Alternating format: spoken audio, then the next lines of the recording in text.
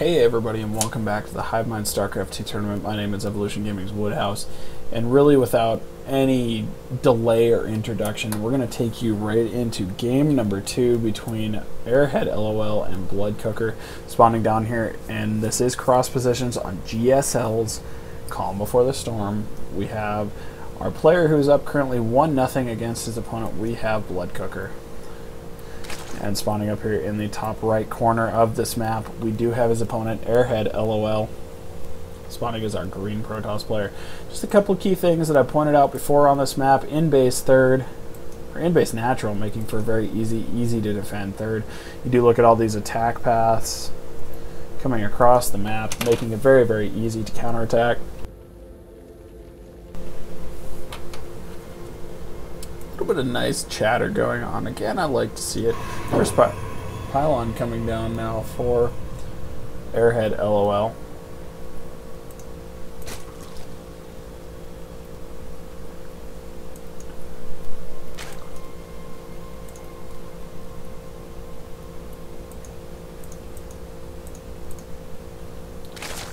I'm gonna go ahead and look at that Overlord.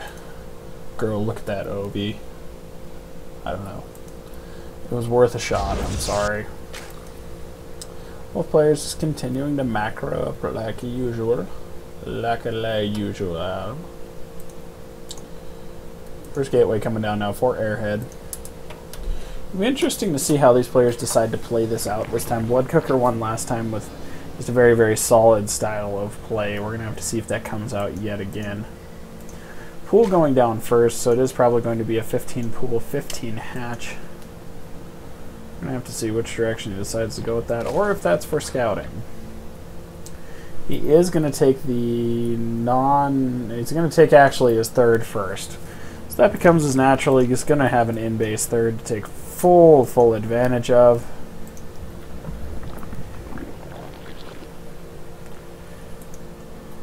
I do see Airhead going to go ahead and scout the wrong position first. But is there really a right position when you spawn cross-spawn?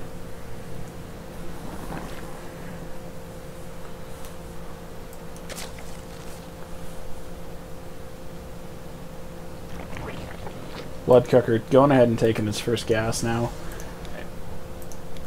You didn't see that. Airhead just getting guys on his geyser as well.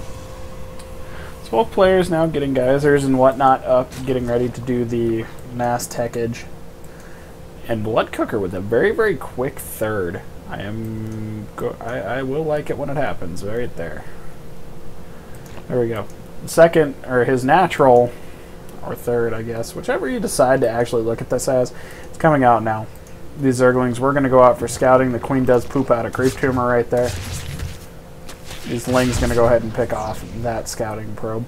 So actually no real information gathered by Airhead at this point. He does know that there's a natural down here, and he didn't get really a scout off on the third.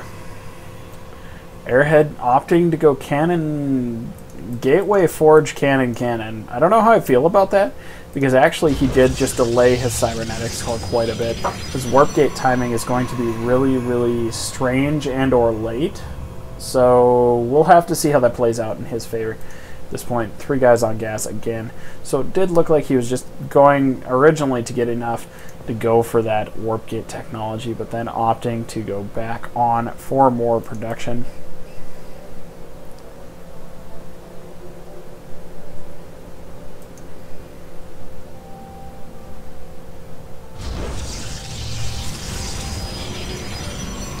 Cybernetics core now done. Warp gate research on the way.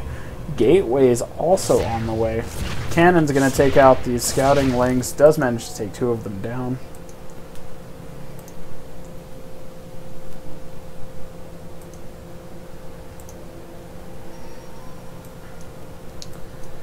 Bloodcooker actually getting a fairly decent amount of drones out at this point.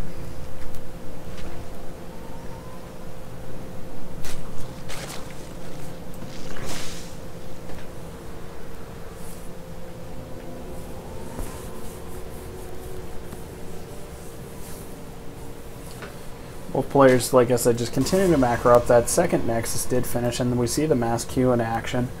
going to go ahead and get that saturated.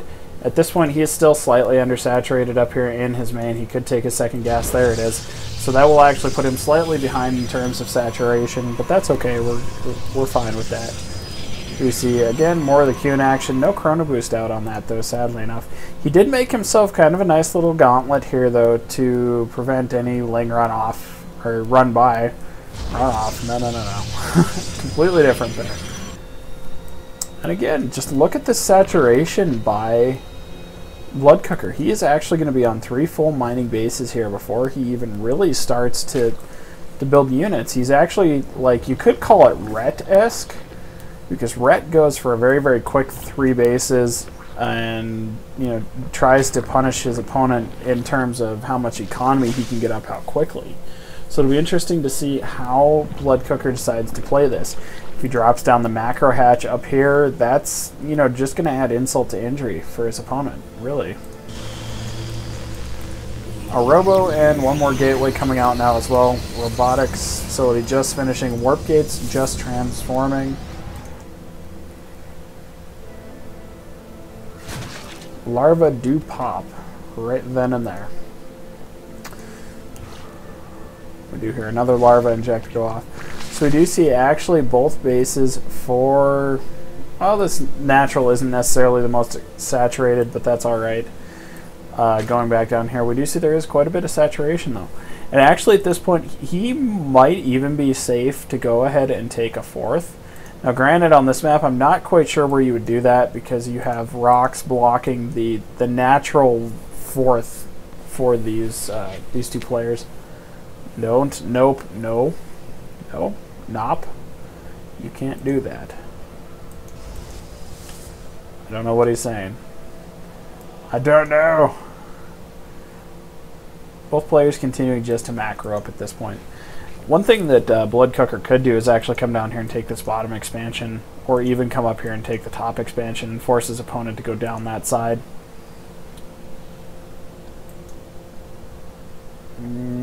Where is it going? Yep, it does look like he's going to take his 4th right here by the rocks. These Lings are going to have to chip away for a little while, though. Those rocks do have a heck of a health pool. 2,000 health on those rocks. He could get the drone in there for a little bit extra DPS. 5 damage every 1.5 seconds. I don't know how I feel about that, but we do see it. The OV just going to continue to park out here and watch. More Lings coming down now to try and get this around on these rocks to break them down.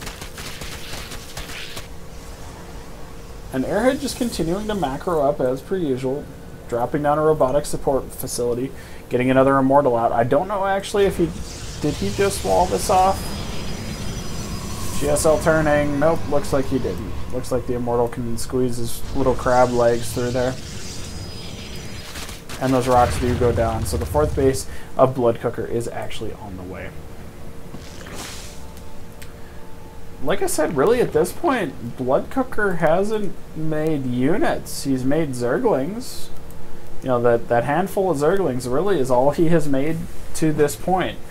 But that's from not feeling any pressure from his opponent. He's actually able to take that fairly quick 4th base and not really have to worry about it. The Army 4 Airhead is moving down. He is dropping another robotics facility, apparently taking lessons from Scipio.